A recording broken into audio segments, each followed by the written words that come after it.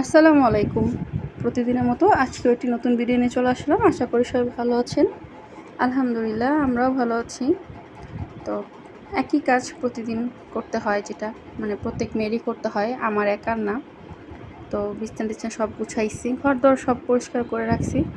তো আমি তো আগের ভিডিওতে বললামই যে আমার এটা একটা হ্যাবিট বলতে গেলে একটা বদ অভ্যাস, যে বিছানা ঘুম থেকে উঠে আগে বিছানা গুছানো।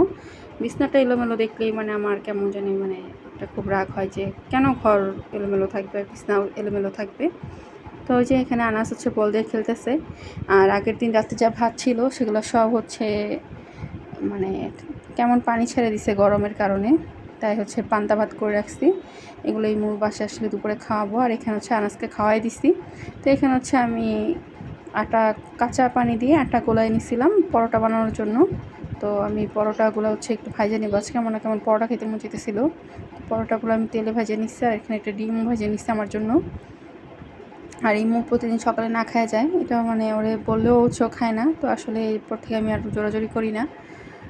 আর এখানে পরোটা বানাইতে আমার খুব ক্ষুধা লেগে গেছে। 12টা বেজে গেছে, কারণ 12টা বাজলে তো আসলে ক্ষুধা লাগাটাই স্বাভাবিক। ঘুমায় থাকলে কিন্তু ক্ষুধা লাগে না, কিন্তু ঘুম থেকে আপনি যখনই উঠবেন তার কিছুক্ষণ পরেই আপনার ক্ষুধা লেগে যাবে, এমন যেন আমার একটা অভ্যাস। তো এখানে আমি পটল আর মাছ হলুদ লবণ দিয়ে মাখায় রাখছি। আজকে পটল ভাজি করব, আর বেগুন দিয়ে পাঙ্গাস মাছ রান্না করব। আর এখানে পটল ভাজির জন্য বেশি করে পেঁয়াজ আর কাঁচামরিচ কেটে রাখছি। তো বেগুনগুলো আমি ধুয়ে নিছি, আর মাছগুলো ভালো করে ধুয়ে হলুদ লবণ মাখায় রাখছিলাম। তো সেগুলো আমি তেলে দিয়ে রাখছি। আর এখানে একটু তরকারির জন্য জিরা বাইটা নিব। তো ওই তেলেই আমি আবার পটলগুলো ভেজে ফেলছি। তো পটলগুলো ভাজা হয়ে গেলে আমি পেঁয়াজ কাঁচামরিচ দিয়ে দিব বেশি করে, আর সাথে একটু লবণ দিয়ে দেবো পেঁয়াজ কাঁচামরিচে, যেন পটল ভাজিগুলো খেতে একটু ভালো লাগে। তো আমি এখানে তাড়াতাড়ি করে মশলা কষায় নিতেছি, কারণ আনাস বিরক্ত করতেছে বারবার আইসা। তো ওর সাথে একটু খেলি, আবার একটা করে তরকারি রান্না করতেছি, এক চুলো এই কাজ করি, এক চুলো এই কাজ করি।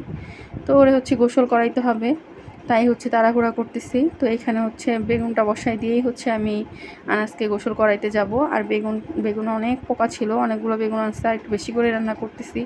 ভাবছি যে পরের দিনও আমার যেহেতু পরীক্ষা আছে, তো পরের দিন খাবো। তো এখানে আনাজকে গোসল করাই দিছি, আর জামা কাপড় পরাই দিছি। ও একটু মোবাইল দেখতেছে, আমি এখানে ঘরের কাজগুলো শেষ করি। তো এখানে যে তরকারিতে মাছ টাছ দিয়ে দিছি, আর সাথে ভাতও বসাই দিছি। তরকারিটা হয়ে গেলেই আনাজকে ঘুম পাড়াই দিব। আনাজের খাওয়া দাওয়া কমপ্লিট। তো আনাজ খাওয়া দাওয়া কমপ্লিট করার পরে আমি নিজে খাওয়া দাওয়া করে নিলাম। আর এখানে বেগুনের তরকারি আজকে বললাম না একটু বেশি করে রান্না করছি, কারণ যদি পরের দিন থাকে তাহলে সেটা দিয়ে খাওয়া দাওয়া করবো। কিন্তু রাতে ইমু বলছিল একটু খিচুড়ি রান্না করতে, পরে আর রান্না করব না। আর এখানে আনাজ ঘুমায় গেছে, আর আমি একটু বিকালে চা বসাইছিলাম। ইমু বাসায় আসছে পরে, ইমু খাওয়া দাওয়া করার পরে চা বসাইছি। তো চা দেখি যে অনেকগুলো পাতি উপরে উঠে গেছে। তো আমি এখানে ভালো করে চাটা নাড়ায় নিতেছিলাম, আর আনাজ ঘুমাইতেছে এখনও।